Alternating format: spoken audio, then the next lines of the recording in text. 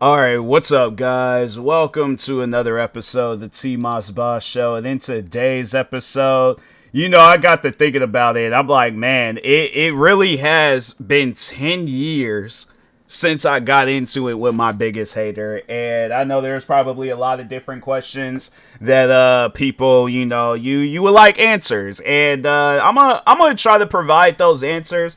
The thing is this though. I feel like that we won't get legitimate answers unless we hear it from the person themselves, the racist pedophile. Not hearing nothing from his fans, because I feel like there's two things to say about his fans. One, you're not in his head, so you don't know what he's thinking. Two, all of the talking that you guys have been doing for the past 10 years, no, it's about time if anybody is going to say anything, I feel like it has to be the racist pedophile himself. But no, yeah, for those that are new to my channel, yes, I have been dealing with somebody for 10 years now, and it's honestly crazy because you never would have thought at the time being they would have lasted 10 years. Like, first year dealing with this guy, I'm over here thinking it's gonna be like my other dramas. Like, there was other dramas that I got into or that I was a part of on YouTube, and yeah, it was like the dramas, they wouldn't last that long. I think the only other drama that lasted a while was the Minnesota boy drama. That was the racist black guy, where and that was the thing with him. He was just more so following a trend, and he wanted to die behind that trend. Like, maybe not die, but he definitely stood by what he said. Then it was funny because he tried to come back and make it seem like, oh, I was just doing a social experiment. And I'm like, fam, the way you were doing, that wasn't no social experiment. That was you trying to prove a point. Then you realize that you was wrong, and now you're trying to make it seem like that it never happened. It's kind of, and you know what's so funny is that, and it's so just like, out of left field and things. I watch a lot of wrestling, and you'll see it at times. Just follow me with what I'm about to say. You'll see it a lot of different times within wrestling where wrestlers, they'll say something or they'll do something and then give it like maybe a month or two, act like they wasn't even going through that phase. Like, they'll go through a phase where they're the good person or a bad person or something, or they're have like a beef with a wrestler. All of a sudden you see them in a tag team match, and then they act like that what they went through some time back, that it never happened. And I'm like, wait a minute. Like, I remember watching you guys, like, y'all had a 30-minute match. Like, you guys, y'all hate each other. Like, what? And then you realize, like, as you get older, you realize that wrestling, it's really just friends, play fighting with each other and things. But getting back to my drama, but no, overall, I was getting ready to make a point and it just slipped my mind. I feel like what I said I needed to say, so we just gonna move on, because no, I'm about to start up my stream here in a moment, so I'm trying to like figure out what I'm gonna do for my stream, and then also trying to do this podcast episode and stuff. But anyways, for those that haven't, follow me on Twitch. I stream every day on there, twice a day, once in the evening and then once again at night. And I'm all over the place when it comes to streaming. But even with streaming, like the haters, they've went there. They've went to, I'm trying to think, TikTok, Twitter, YouTube, of course, because that's where it all started. But anyways, I think I was talking about Minnesota boy, and somehow, some way I linked wrestling. Anyways, but I think that's what I was originally saying before I got deep into wrestling and stuff. Because yeah, I could have went on talking about that, and I should do more episodes talking about wrestling. But no, yeah, that was the only other drama that lasted a while. I think that drama, it lasted it was a little over a year, because I think it started in October of 2015. Hold on for a second. Let me check, because I actually have my YouTube channel. Yeah, October of 2015. That's when the first video about him was uploaded. Then the last video was in December of 2016. The same exact month where, so the thing is this, the drama between me and my biggest hater, it really kicked off in December of 2016, but it didn't start it started long before that. It started, I think it was April of 2016. Hold on for a second. Let me just check to make sure, because I just got to make sure I get my facts right, and all that other stuff. But sadly, I have to look up his name. It didn't start off. Where's it? Yeah, there it goes. There's the smaller channel where he uploaded the majority of the content about me. Let's see. Where's the first video? And the fact that I gotta scroll back so far, dang, bro. But anyways, all right, here it goes. The commentary on defending reactors, April 26th. So that was when and I figure, what, let me just go ahead and do this podcast episode now before I forget, because I'm good for doing that. I'll tell myself, no, I am going to do this video. I'm going to do this podcast episode. I'm going to record this TikTok, whatever the case is. Next thing you know, it'd be like months done pass by, and I'm like, dang, I was supposed to record that content. I never did. Dang. So I was like, you know what? I'd rather be early than to be like 4 or 5 months down the road and be all like, hey, remember when? And so, yeah, now that's why I'm all like, let's just do an early celebration of the 10-year anniversary and stuff. But yeah, drama shouldn't last that long. The thing is this, besides talking on our drama, I did want to give out advice on content, because that's the thing. Drama is always going to be a part of content creating, or just not even with content creating, just with the entertainment business.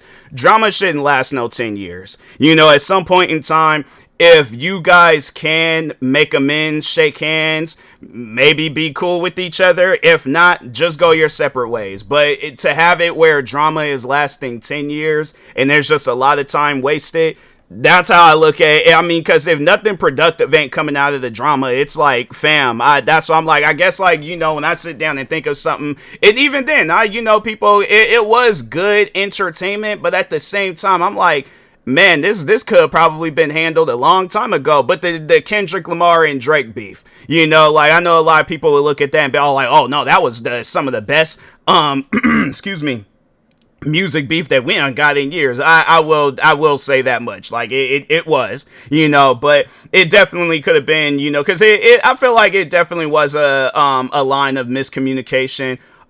Mostly probably on Drake's part, because I think that's the whole situation on the start of their beef, was because of that Control verse that Kendrick Lamar did all those years ago. And I think Drake, he misinterpreted what he was meaning behind that. He wasn't actually trying to step on anybody's toes when it came to the music game. He knows that everybody got their own line of music, but I think that Drake, he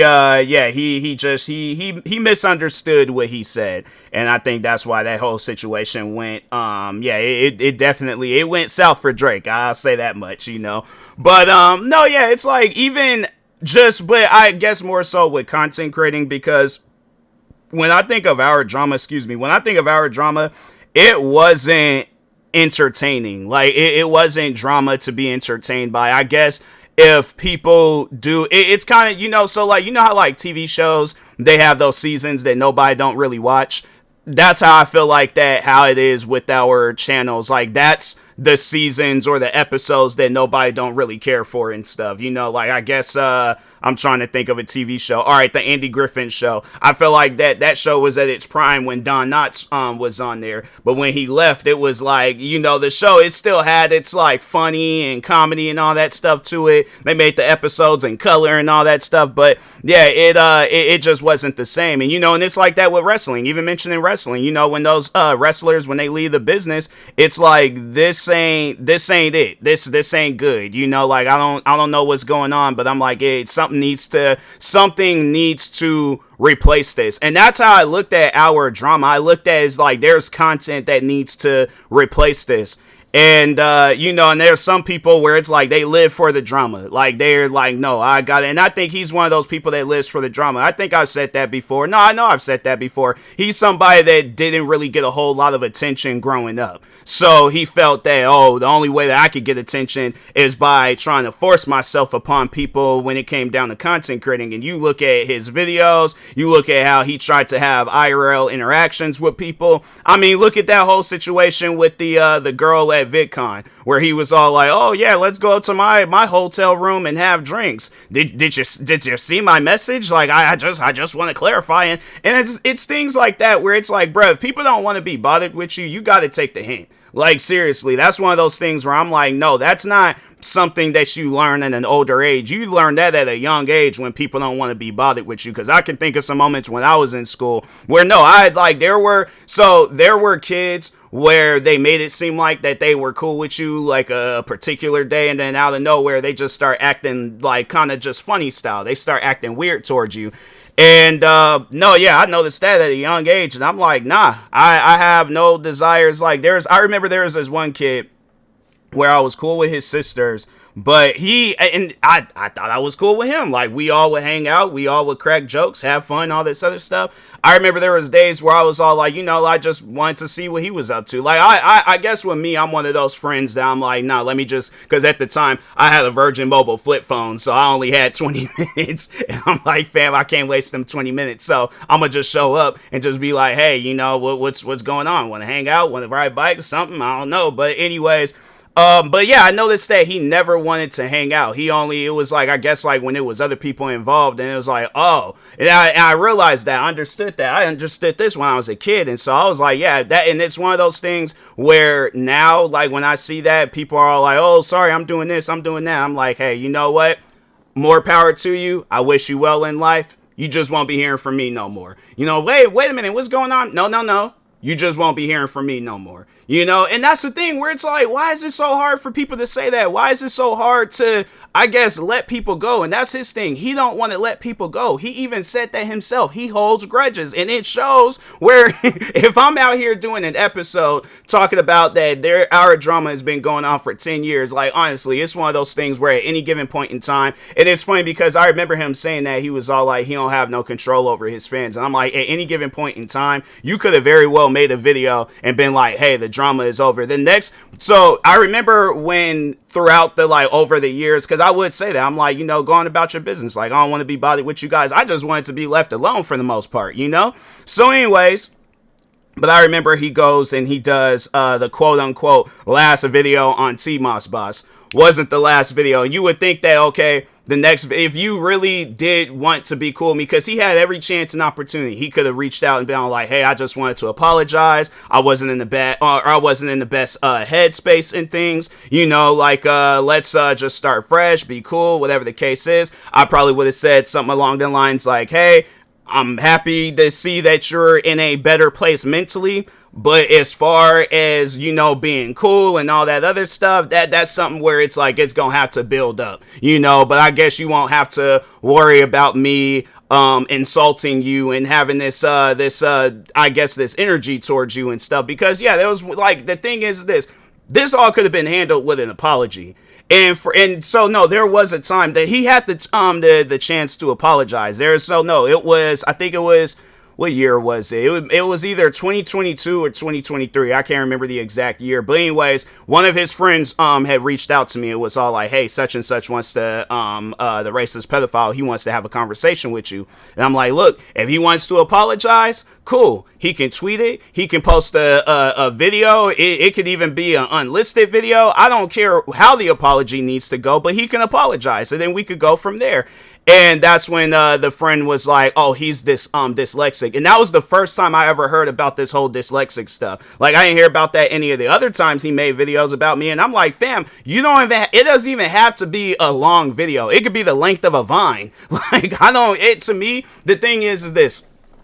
It could be the most shortest apology. It could just be like, TMossBoss, I'm sorry, and just leave it at that. Or TMossBoss, I apologize. Hey, TMossBoss, all the crap that I put you through, I apologize. Like, it doesn't have to be a long video. I'm not asking for no Bible size book, or yeah, if it came down to a comment or some James Cameron film for an apology video. Fam, like I said, it could be a short video. Just apologize for the crap that you put people through. Actually showcase that you feel sorry for the stuff that you did to people. But as far as I see, because my thing is this.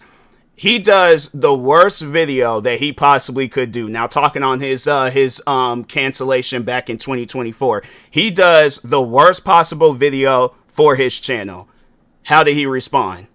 He does a response video where he just pretty much downplays the whole situation, and he's all like, "Hey, you guys misheard me. You're not listening to what I'm saying." Like, he's trying to make it seem like that what he did wasn't all that bad. You know, that, all I just did was I made a video and stuff. Yeah, but the video, the idea, I don't understand. Because I guarantee and I promise you, let's say if I would have did that same video and had that same backlash that he got, I'm willing to bet money that he would not have wasted no time making a video about me. All like, oh, TMossBoss. Because yeah, let's say, how do you think that he would have reacted if I did a defense video for Cinebear? I should just put it to the test. Just be all like, hey guys, you know, Cinebear, like, kind of just, you know, warn and let those that are involved, like, let them know, like, hey, I don't mean nothing behind this video. I'm just trying to prove a point here and stuff. But no, overall though, I should have done some stuff like that. I should have did a video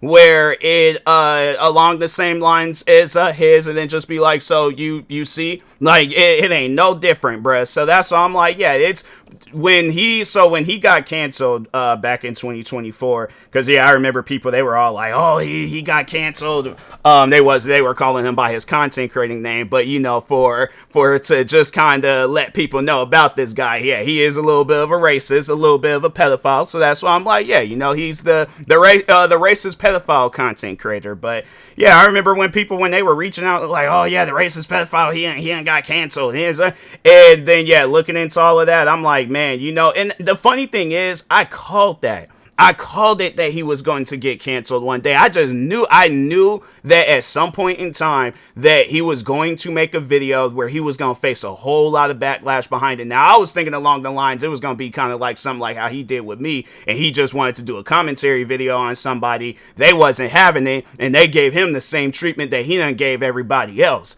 That's what I was thinking. But I mean, what happened, seeing it where there's all these different channels still till this day making videos on him and stuff. I just seen a video where it was like 6 hours long or something like that. I'm telling you, this is going to haunt him for the rest of his career. He might not want to hear it from me. He might not want to hear it from nobody else. But fam, that's the case. That's the situation. There is no way possible you are going to be able to escape out of this and be like, hey, you know what? I can potentially make a comeback. No, you can't. That particular day, a day where you could have made a comeback, that was long ago. That it ain't possible now. You know, because I feel like if you were to do an apology video, a proper apology video right now, it ain't going to mean not one thing to nobody. They're going to be like, you should have apologized along. Why wait until you're canceled and then that's when you decide to apologize? No, you should have apologized years ago before all this stuff had went down. You could have changed. You could have been a better person, all this other stuff. No, you want to wait until you're canceled. And then that's when you want to start trying to be cool with people and all. And he made it clear. You could just tell by the way he's carrying himself now. He ain't trying to be cool with nobody. He ain't trying to make amends. He ain't trying to better himself. If he was, he would have started working on that instead of like, oh, let me do all these other different videos that nobody didn't ask for. He's pretty much a video game developer. It's like they come out with that one bad video game. They just roll with it, keep going, and then add some stuff that nobody didn't ask for. And it's like, fam, it's still a bad video game. Like, it's